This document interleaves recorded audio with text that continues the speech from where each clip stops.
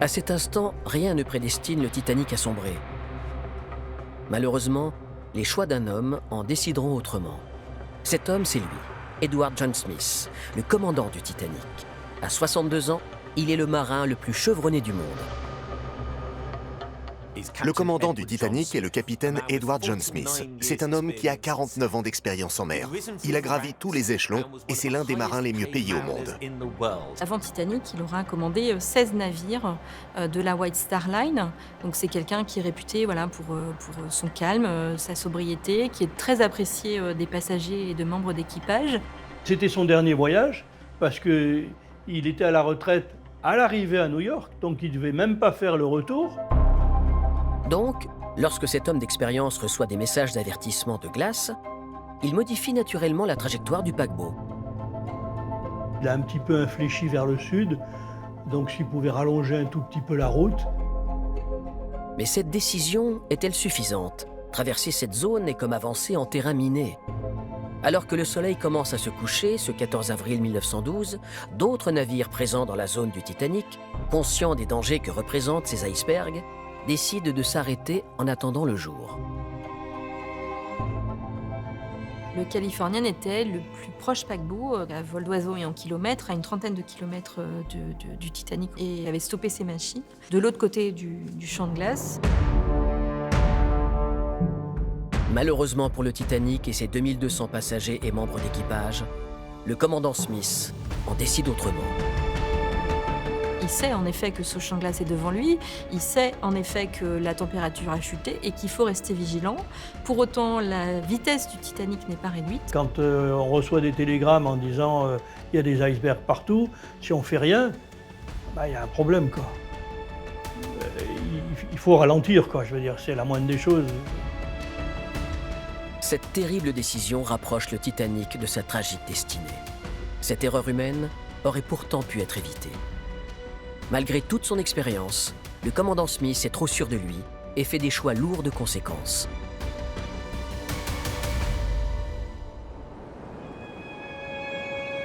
Il est 23 heures. Le paquebot avance dans les eaux glacées de l'océan Atlantique Nord à une vitesse de croisière de 22 nœuds, soit à plus de 40 km/h. Le commandant Smith ne le sait pas encore, mais ce qui doit être le couronnement de sa carrière va se révéler être le pire fiasco de la navigation commerciale, condamnant l'homme et avec lui plus de 1500 passagers. Malgré cette erreur humaine, à ce moment, la catastrophe peut encore être évitée. Mais c'est sans compter sur l'apparition d'un nouveau facteur, bien plus imprévisible, qui va mener le Titanic droit vers l'iceberg. On connaît l'expression être au mauvais endroit au mauvais moment. Toutes les circonstances qui font que le Titanic percute l'iceberg sont réunies. C'est effectivement incroyable. Il est 23h30, soit 10 minutes avant la collision. Comme à son habitude, le commandant Smith va dormir et confie la passerelle à son bras droit. Lorsque Smith s'est retiré pour la nuit, il ordonne, je cite, d'être réveillé en cas de doute. Il est donc très vigilant, et bien sûr, les officiers prennent également cela très au sérieux. Les deux hommes peuvent compter sur ce qui est le poste le plus important sur un navire en pleine nuit, la vigie. Perchés au sommet du mât à l'avant du paquebot, ces deux hommes sont les yeux du Titanic. Toute la sécurité du bateau repose sur leurs épaules. Seulement, ce soir du 14 avril 1912, ils ne sont pas dans les meilleures dispositions. Nous sommes au cœur d'un vaste anticyclone. Nous avons donc une météo extrêmement calme. On va dire une mer d'huile. Pas de vent, pas de nuages, pas de précipitations, pas de tempête. Il n'y a pas de lune non plus. Ces conditions météorologiques sont extrêmement rares pour l'océan Atlantique Nord. Qui plus est, il joue de malchance car c'est le seul jour du mois sans lune. Autrement dit, il fait nuit noire, ce qui rend la vue d'iceberg très difficile. Dans une nuit sans lune et une très belle mer, on ne voit pas la frange qu'il y a en bas des icebergs. Il y a une frange blanche qui se dessine en général à la base des icebergs. Là, ce n'était pas le cas. D'autant que les deux hommes doivent se passer d'un outil indispensable à la vigie, les jumelles. À l'époque, c'est l'arme principale de ces veilleurs de nuit pour regarder l'horizon. Mais malheureusement, elles ne sont pas accessibles et le commandant Smith n'est pas étranger à cette affaire. Quelques jours plus tôt, il a pris une décision qui va se révéler lourde de conséquences. Alors que les préparatifs du voyage inaugural du Titanic vont bon train, Smith ordonne un remaniement des postes à bord.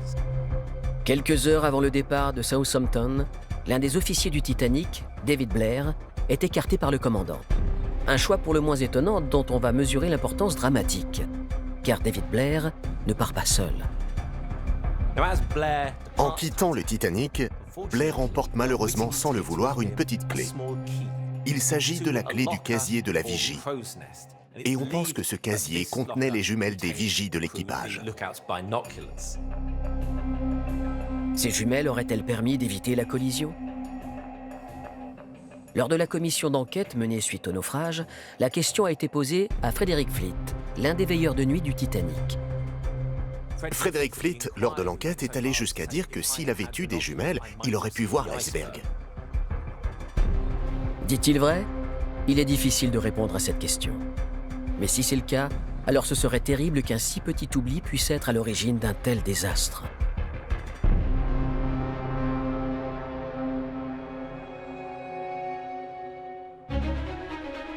Il est 23h38. Le Titanic avance dans le noir le plus total à une vitesse de 21 nœuds, soit 39 km/h. La surface de l'eau est complètement plate. Lorsque soudain, les deux hommes dans la vigie aperçoivent une forme sombre devant eux.